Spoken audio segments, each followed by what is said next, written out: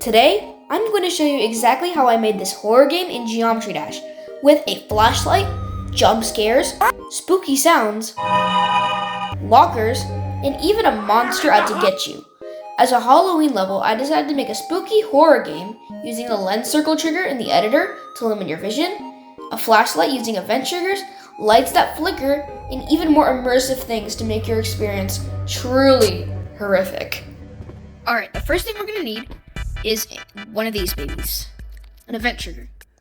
What an event trigger does is basically these babies check if you're doing a select action, and if you are doing it, it's going to send a signal to other triggers. So I'm going to set this one to right push and this one to left push, and then I'm going to label this to spawn group 3, this is spawn group 2. And then what I'm going to do is I'm going to make some toggle triggers. So this is going to have 5, this is going to have 4. I'm going to set this to spawn and multi-trigger. Then what I'm going to do is I'm going to make these, and only these ones, activate the groups. So now, there isn't much happening. So if we just lock the player in place with some invisible blocks, and I like to use group 1 for invisible blocks, but I don't know about you. You can use whatever group you want, 99, 69, whatever. I'm gonna give this group 4, this group 5. It works perfectly. That's a success.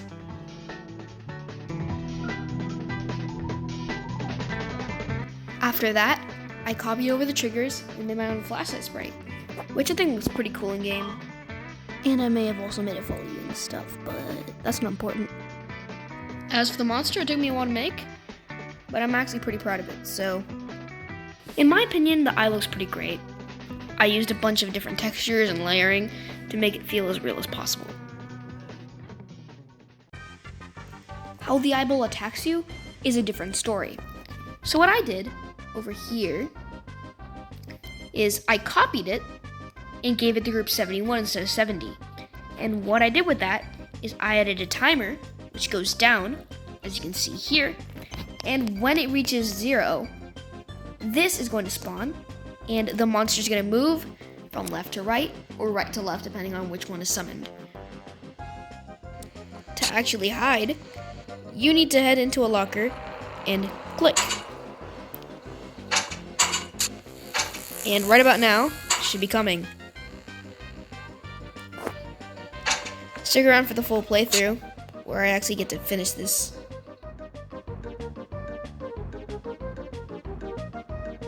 I also made this table right here, which I think blends in pretty nice with the surroundings. After that, I also added a table with a photo on it, and some lockers with a key on top that I'll explain later. Alright, time to play this level. Oh, there was a jump scare. Okay. Here's the table. Oh no, wait. Dude, did you see that guy in action? That was crazy. Alright, where's the key? Here it is. Alright, we got it. I don't care about you, hide timer. I'm gonna make it in time.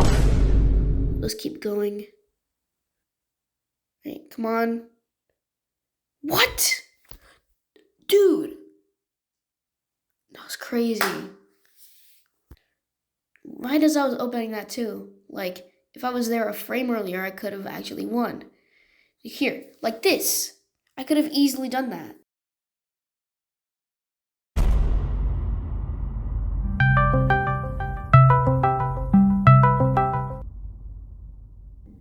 Hello. Yo, you're my new test subject. You ready to start? So what I'm about to show you is a horror game I made entirely in Geometry Dash. Here, I sent you the ID. Just type it in real quick. All right.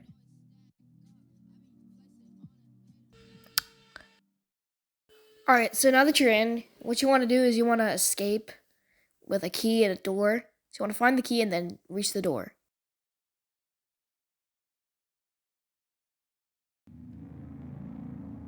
Alright. Okay.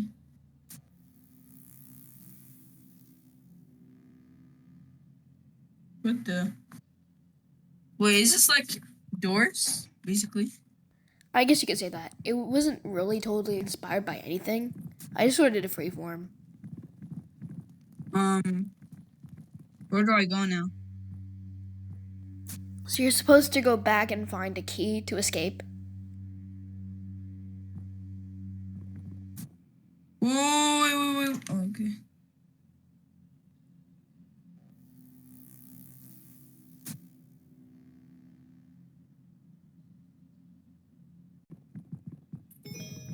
Yes, you got it. Good job. Now you gotta find the door. Alright, I think I GG. beat it. Okay. So did you like it? Yeah. Alright, so now I want to Okay. show you like the editor inside of it. So I have the unlisted level right here. So we're gonna go inside.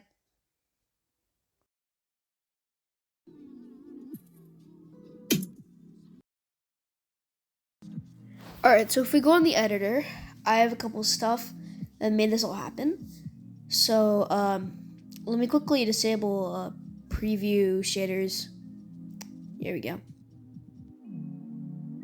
This part was made by event triggers, which trigger like a flashlight that moves left and right depending on which button you push. I'm actually really proud of it. Okay. It's kind of genius. Then we got the hiding mechanic, which teleports you into the box and lowers your vision. Pretty simple. And then after that, we got the timer. And so the hide timer, it goes down, and eventually when it reaches 0, then one of the guys on the side is going to move. And then it's going to simulate like a monster hunting you down. It's going to be random each time, which I think is really cool. And then we also got the UI for that timer right here. Alright. And then if you play this in the editor, if we go over here, you can see that this is the toggle orb that triggers the hiding, all that stuff. And then over here, so if you get caught by the monster, this is what happens. Okay. It just sort of kills you. And here's one of the monsters I used. Also, as you can see here, there's 16 objects. I thought I optimized it pretty good actually, because it still looks really, really textured. Looks really, really nice, gives that horror aesthetic that I want. And over here are all the textures. They give like different shading effects, and I think they look pretty good all combined.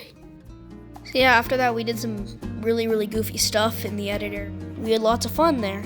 And I also had a lot of fun making this video, so I hope you enjoyed it. I hope you have a really good rest of your day, and I'm out.